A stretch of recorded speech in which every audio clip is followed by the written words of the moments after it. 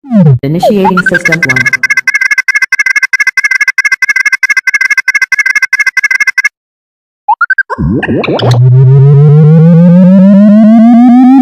System 1 loaded.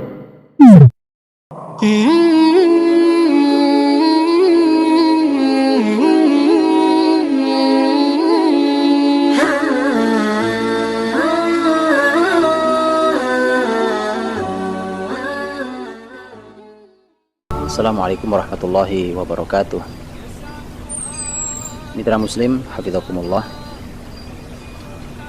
Ketika kita mempelajari tentang sirah nabawiyah, kita akan berhadapan dengan sebuah kenyataan bahwa Rasul kita adalah orang Arab. Kemudian wilayah kebesaran beliau juga bermula dari Arab. Pada Makkah, kemudian beliau hijrah ke kota Madinah. Dan dari Madinahlah kemudian menyebar cahaya itu hingga ke seluruh dunia termasuk ke negeri ini. Sebagian orang yang tidak suka dengan Islam mulai mempertanyakan Rasul terakhir mengapa harus dari Arab. Bahkan ada yang mencoba untuk meragukan itu dan mempertanyakan, hingga kemudian ada yang mencoba membawa Islam dibatasi oleh teritorial, sehingga muncullah istilah-istilah ini Islam lokal, Islam Indonesia, Islam Malaysia, Islam dengan budaya di Indonesia, dan seterusnya. Di sini sebenarnya kita harus membahas lebih dalam di awal mengapa Rasul terakhir harus dari Arab. Allah Subhanahu wa Ta'ala berfirman dalam surat Al-An'am ayat 124. Allahu a'lamu haitsu yaj'alu risalatah. Allah lah yang lebih mengetahui di mana dia menempatkan tugas kerasulan. Jadi dari ayat ini bisa kita ambil dua pelajaran mahal. Yang pertama adalah bahwa terserah Allah hendak diberikan kepada siapa risalah kenabian itu. Allah yang punya hak memilih siapa rasulnya, siapa nabinya. Tidak ada yang ikut campur dalam pilihan Allah Subhanahu wa Ta'ala. Tugas kita adalah tinggal mengikutinya dan mentaatinya. Maka tidak benar ketika ada orang yang menggugat tentang mengapa Rasul kita harus Arab. Karena hanya Allah yang maha tahu diberikan kepada siapa tugas kerasulan itu. Kemudian pelajaran yang kedua adalah bahwa sebenarnya pertanyaan tentang mengapa Rasul terakhir dari Arab, dan ini yang harus kita juga analisa karena ada pelajarannya.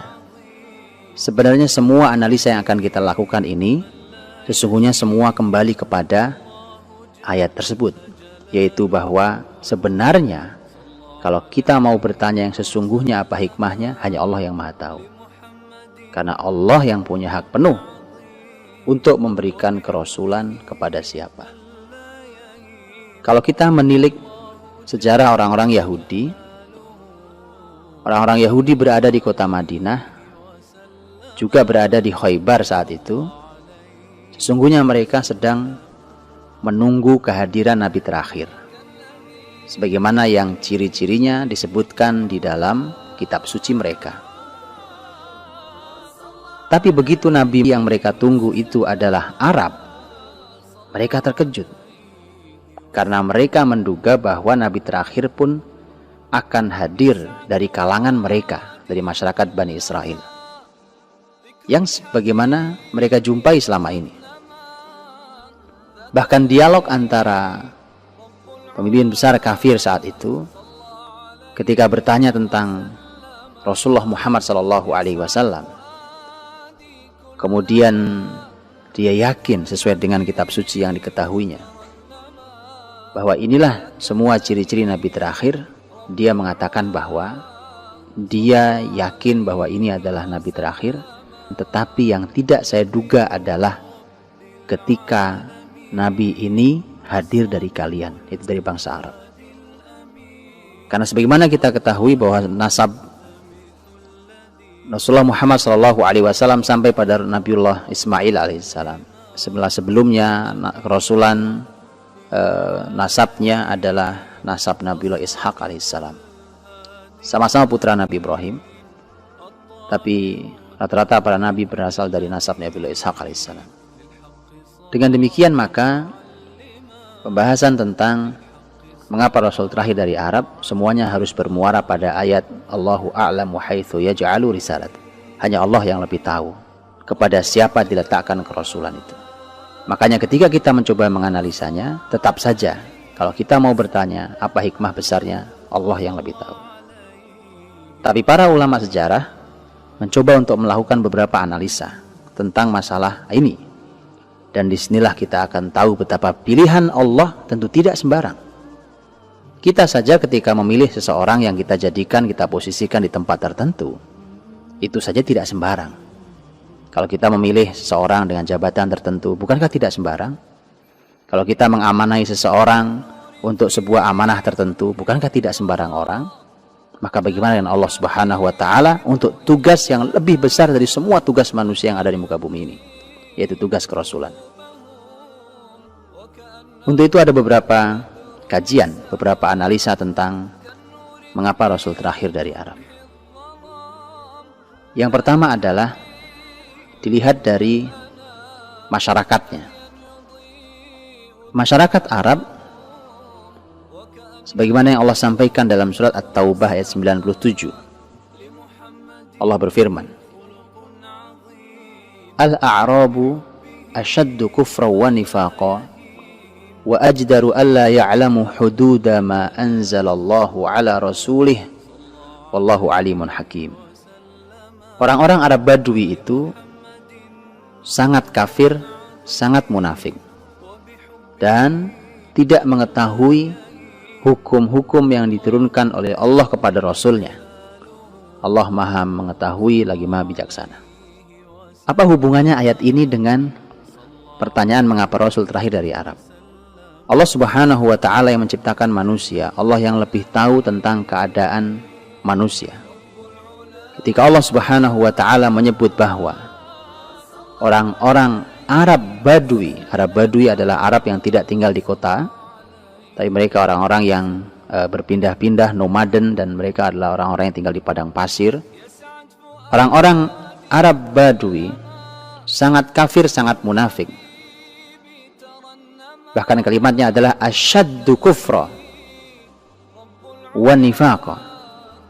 Bisa diartikan juga paling kafir dan paling munafik. Dan tidak mengetahui hukum yang diturunkan oleh Allah Subhanahu wa Ta'ala kepada Rasulnya. Maka kalau kita mengambil pelajaran dari ayat ini, hukum Islam ini, syariat Islam ini telah diujikan kepada masyarakat yang sangat kafir, sangat munafik, sangat tidak tahu hukum Allah, dan terbukti berhasil. Terbukti syariat Islam mampu mengubah masyarakat yang Badui, yang sangat kafir, sangat munafik, dan di antara mereka muncul para pemimpin-pemimpin hebat. Masyarakat yang bukan siapa-siapa, tapi mereka menjadi, sebagian dari mereka menjadi pemimpin-pemimpin yang hebat di dunia ini. Masyarakat yang sangat rusak, sangat kafir, sangat munafik, tidak tahu aturan Allah, tapi kemudian menjadi masyarakat yang sangat beriman dengan ketulusan iman mereka, dan mereka sangat menjaga hukum Allah Subhanahu wa Ta'ala. Dengan demikian, maka ketika syariat Islam ini telah terbukti berhasil memperbaiki masyarakat yang paling rusak, maka syariat Islam ini akan lebih mudah untuk mengubah masyarakat yang tidak serusak mereka. Seperti contohnya masyarakat kita, masyarakat Indonesia ini. Mari kita lihat beberapa contoh betapa orang Arab Badui adalah masyarakat yang mereka untuk urusan yang sangat sepele, sederhana, perlu diajari. Contoh adalah tersenyum atau mencium anak. Di kita, di negeri ini, kita tersenyum pada siapa saja tanpa diajari. Bahkan kita bertemu dengan orang yang tidak kita kenal, senyum Itu perintah Islam. Bukankah Rasulullah Shallallahu Alaihi Wasallam yang menyampaikan tabassumuka fi wajhi akhika sadaqah? Senyummu di hadapan saudaramu, di hadapan wajah saudaramu adalah sedekah. Tetapi masyarakat Arab Badui dengan raut wajah yang tidak nyaman setiap dilihat orang, tersenyum harus diajari. Hingga Nabi harus menyampaikan bahwa tersenyumlah, senyum itu sedekah. Masyarakat negeri ini Masya Allah tidak diajari pun mereka tersenyum. Contoh kedua yang ini bahkan Rasul pun heran dengan masyarakat Arab Badui tentang masalah mencium anak. Rasulullah Shallallahu Alaihi Wasallam suatu hari didatangi oleh seorang Arab Badui. Rasulullah Shallallahu Alaihi Wasallam sedang bermain dengan cucu-cucunya. Nabi menciumi cucu-cucunya. Orang Arab Badui yang datang itu kemudian bertanya, apakah kau lakukan ini ya Rasulullah? Artinya kau menciumi anak-anak kecil juga? Tentu pertanyaannya mengherankan. Kita pun heran dengan pertanyaan itu. Maka Nabi pun heran. Nabi bertanya, apa kau tidak punya anak? Dia mengatakan, aku punya 10 anak, tapi belum pernah sekalipun aku cium mereka. Ajaib. Seorang ayah bisa menahan diri, punya anak 10, tidak sekalipun mencium anaknya. Maka Nabi Shallallahu Alaihi Wasallam segera berkata, pulang, cium anakmu. Aku khawatir rahmat dicabut dari hatimu. Jadi untuk mencium anak saja mereka harus diajari. Mereka harus dicontohkan oleh Nabi Shallallahu Alaihi Wasallam, di mana mereka bahkan tidak pernah mencium anaknya. Entah apa yang ada di kepala mereka. Mungkin mereka merasa bahwa kalau mencium anak kecil atau bermain dengan mereka menjatuhkan wibawa orang besar mungkin, atau menjatuhkan kepemimpinan atau menjatuhkan kewibawaan seorang dewasa. Maka mereka harus diajari seperti itu. Adab, akhlak, sopan santun umpamanya. Kita setidaknya walaupun mungkin hari ini kita sedang krisis akhlak, tapi sisa-sisa itu masih ada. Menghormati orang yang lebih tua dan orang yang lebih berilmu. Kita berbahasa dengan bahasa yang lebih sopan, dengan nada yang lebih rendah, berbicara dengan orang yang berilmu. Tapi orang Arab Badui, mereka bahkan tidak punya adab pada Rasulullah SAW. Para sahabat Nabi SAW yang dekat dengan Rasul tidak pernah berani memanggil nama Muhammad saja tanpa disertai dengan Rasulullah, Nabiullah, dan seterusnya. Panggilan kehormatan. Tapi Arab Badui bisa berteriak-teriak dengan mengatakan, ya Muhammad, ya Muhammad, wahai Muhammad, wahai Muhammad. Tidak ada adabnya. Itulah mengapa orang-orang Arab Badui dalam Al-Quran disebut sebagai sangat kafir, sangat munafik, dan tidak tahu hukum Allah. Maka sekali lagi bahwa ketika syariat Islam ini telah teruji mampu mengubah mereka jadi sebuah masyarakat yang beradab, menjadi masyarakat yang bahkan menjadi pemimpin besar di antara mereka, maka tentu lebih mudah mengubah kerusakan masyarakat negeri yang lain, termasuk masyarakat ini. Untuk itulah tidak ada yang pernah teruji sepanjang zaman yang mampu mengubah sebuah bangsa yang paling rusak kecuali Islam. Dan negeri ini, Indonesia ini, kalau mau baik tentu dengan Islam. Tidak ada yang tidak bisa diselesaikan oleh syariat Islam, tidak ada yang tidak bisa diperbaiki oleh syariat Allah Subhanahu wa Ta'ala, yang kalau kita ridho di negeri ini diatur oleh syariat Allah Subhanahu wa Ta'ala, maka akan terjadi perubahan yang jauh lebih mudah mengubahnya daripada Rasulullah SAW mengubah masyarakat Arab Badui.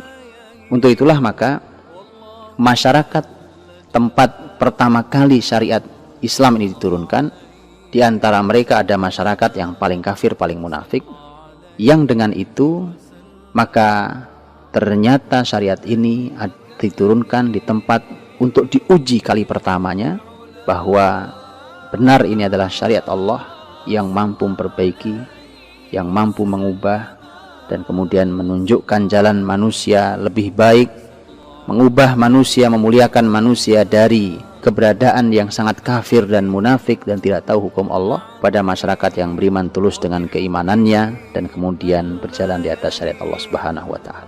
Fa'tabiru ya ulil absar, maka ambillah pelajarannya wahai orang-orang yang memiliki pikiran. Wallahu a'lam bishawab. Assalamualaikum warahmatullahi wabarakatuh.